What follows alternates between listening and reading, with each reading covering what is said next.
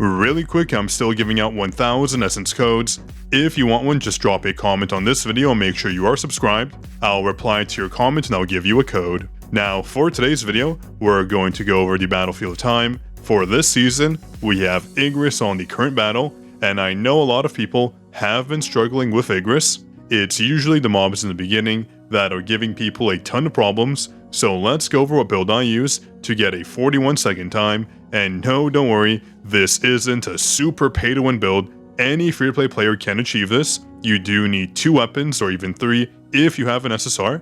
So let's go over which weapons you need and what build I used. And I just got this time, so it will be updated here shortly. So tomorrow my ranking will show up in here. So let's go over and hop into my build, and then I'll show you how I did it. So you can use various weapons. West Wind and the Longbow work for free-to-play players. It is perfectly doable, but you can also use the Huntsman. That's what I recommend if you have it. It makes things a little bit easier, but a lot of you won't have this all the way ranked up. Meanwhile, a lot of you will have the West Wind leveled up and also ranked up because it's so easy to get as it is an SR. So any combination of these 3 weapons works just fine, and I'll show you how to use both in just a moment here. For your skills, this is the ideal loadout. You want Commander's Touch. You really can't do this without Commander's Touch on your roster, so you must use it, and you should be using this rune here. It is the best for just sucking on the enemies. It's very long lasting, and it deals a ton of damage depending on how many mobs there are.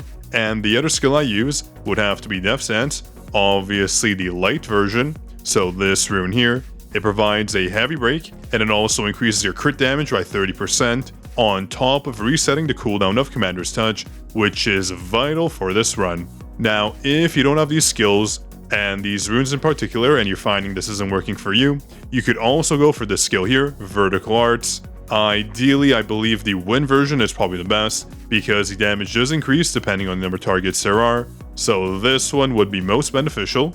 You do need either Vertical Arts or the Commander's Touch to mob, since they do deal a ton of AoE damage, and it is very, very widespread, so you don't need to waste time chasing the enemies, and I'll show you in just a moment. For your Blessing Stones, you don't need anything fancy. As you can see, I did it easily with a bunch of rare Blessing Stones. So hopping into here, I use the Boss Slayer, obviously for Igris, and obviously Pulverize as well. It boosts your damage to any targets in the break state, and also Bloodlust. It is very easy to get off, basically a free attack boost. And also I went with Weakness Detection. Super simple passive. If you have a target with an element weakness, your damage increases by 12%. Very, very simple. You could also go for the Assassin's Proficiency. This works as well. You can use Double-Edged Sword if you don't have the ones I listed earlier.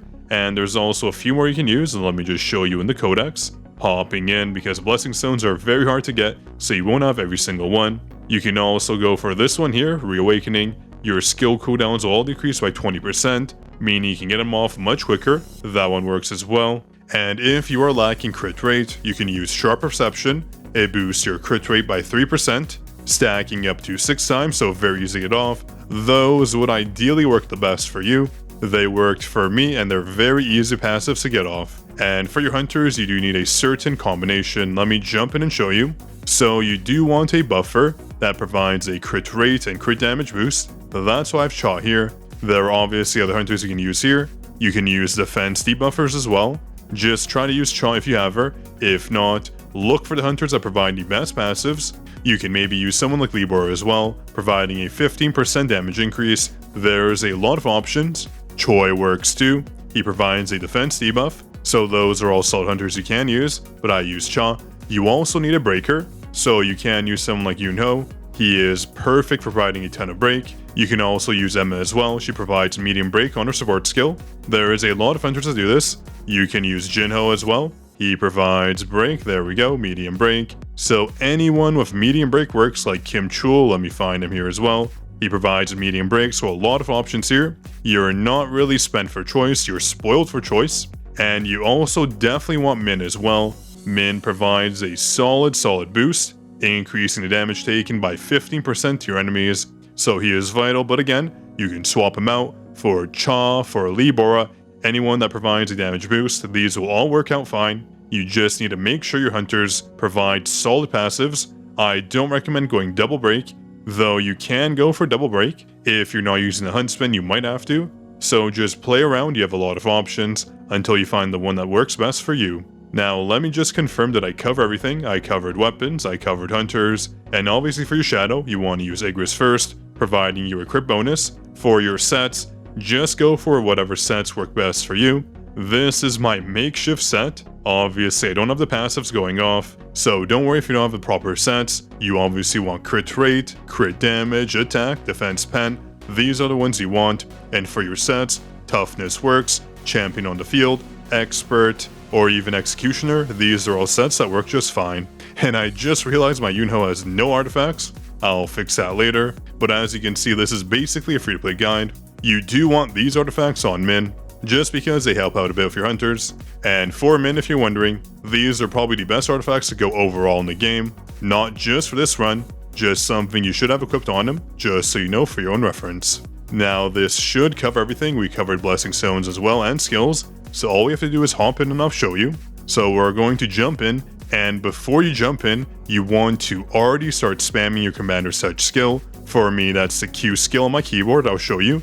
So as you jump in, you want to start spamming your Q skill. That's because all the enemies will be locked up, as you can see here. Now when they're locked up, if you're using the Huntsman or if you're using Westwind, you want to use your skill immediately. So while they're being sucked up in the very first second, you want to use your skill just like that, but not like this. I'll show you an example right here. So we're going to hop in again, spam Q just so you understand, spamming, and now I'm auto attacking, I'm using the skill, boom. You saw that?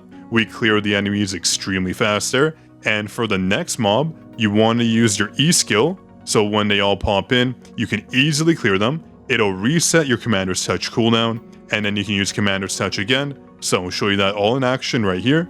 We're gonna hop in, and I'm doing this step by step so you really understand it.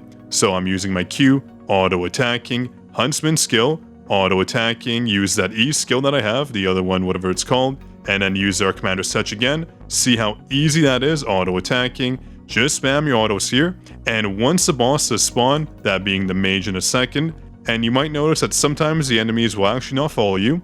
That's because if you dash in too early, and by dash in I mean you approach the enemies too quickly, some of them will not be sucked up. That's exactly what happened here. So if you're wondering why this enemy didn't get sucked in, that's exactly why. So I'm going to reset and make sure I do this right this time. We're going to hop back in, spam Q, use our auto attacks, use our skill for the Huntsman, use our dash move, whatever that's called, I keep forgetting the name, use commander's touch again, sucking everyone up, auto attacks, very simple, everyone got sucked up there.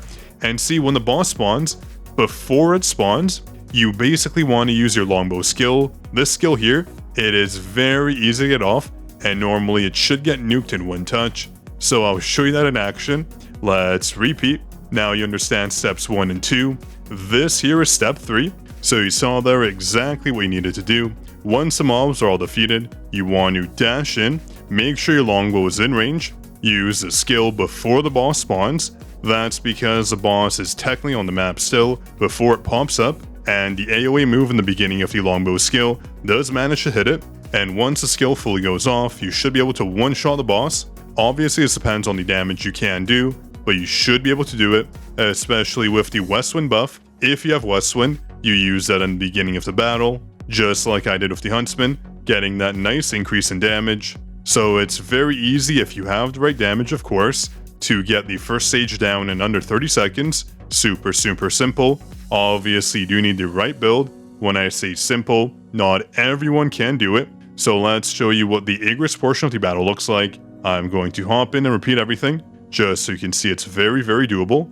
Alright, so I'm going to do a play-by-play for the Igris battle. I'm going to use a video player just to make it easier so I can pause and show you the steps. So as you spawn in, spam your Q like I mentioned before. This will make the battle very quick with the mobs. And as you do that, you're going to auto attack. That way you dash forward so they spawn and you can start reeling in all the damage. We're going to auto until they die, and we're going to keep autoing. If you have the Westwind, you can use the skill earlier, get the bonus damage in, and continue autoing. So as we do this, once I get the final animation off, I'm going to use my Death Stance, reset the Commander's Touch cooldown. You'll see in just a moment here, there we go, Commander's Touch has been refreshed, and now we're going to use it on these mobs here. There we go, they are all sucked in, and don't worry if some of them do escape. you can just dash forward and it'll come to you in just a moment here. And just note, if you have the expert artifact, you are gaining stacks as you auto attack, so it's fine if you're a few seconds off, at least you're getting the additional stacks. If you do mess up, and there we go, more autos are getting sucked in. And what I want to show you right here is once the phase timer kicks in, you'll know that the boss is going to spawn, so you can use your longbow skill right away. It will still deal damage, as you saw there. I use it as soon as possible. You don't have to wait for it to spawn in. And obviously, we're just going to one-tap it. That's why we use the longbow. Don't worry if you can't one-shot it. It's perfectly normal. Ours is maxed out to level 100 and A5, so it might be a little bit difficult. Just auto-attack, build up those extra stacks. It's not going to be a problem. Just deal as much damage as you can. Now, for the Igris battle, we're going to walk towards him. And something you can do that is basically a sweaty tryhard move is auto-attacking Igris as they approach you, because you can build up more expert stacks. You'll see here, I'm going to try that. Yeah, so I auto-attacked, and I think we went from 13 to 14. Let me show you here. Just going to replay that. Yeah, we're at 13, so we auto-attack, and we gain 14. That's about 1.6% more damage. Every little bit does help. Now, once Igris does use his move, we're going to obviously dodge it, use Shadow Step, and use our shadows as soon as possible. You'll see here that's exactly what we do. Now we want to use the Death Stance as soon as possible as well, and also our Hunters going from Min, getting that boost in, and then Yunho getting the defense reduction and break in. You'll see that in just a second here. We're going to use the Death Stance skill, and I use Min at the same time, getting the damage boost in. And you want to use your Huntsman skill as soon as possible, because the Huntsman deals more damage on the auto side than your longbow. So we're going to do that. And the Huntsman does break as well, as you saw there. I use the Huntsman, the break damage is coming in, and Yunho should be used as well right around here. There we go. So now we have broken Igris, and you want to save Cha for when Igris has 70% HP. If you're using the Executioner set, which I am using, so I'm waiting until Igris has 70% or around there to use Cha, so she deals the most amount of damage possible. You see here we summoned her. She's going to nuke Igris, doing a ton of damage, as you saw there. And now we're just going to auto-attack with the Huntsman. You want to save your longbow until Igris is around 40% HP, depending on how strong you are. That is when I know I can one-shot Igris, and we almost one-shot him. Again, you can keep redoing the battle because your crits are vital here. You want to land as many as possible, and that will allow you to beat Igris very, very quickly. You saw there, I did technically one-shot Igris, but not really, so that's why my time was a bit lower than usual. So you can keep playing around with this battle, making sure you get the best RNG possible. Landing those crits is vital, that's why you use a lot of crit damage. But as you see here, this method is quite good. The third place competitor used this method as well, as you see here, but I'm assuming their RNG wasn't as good, so the RNG factor plays a huge part on whether or not you can beat this battle right away or not. So hopefully this helped. Again, this is a very free-to-play friendly method. You should have a lot of break units, damage buffers, and both these weapons here.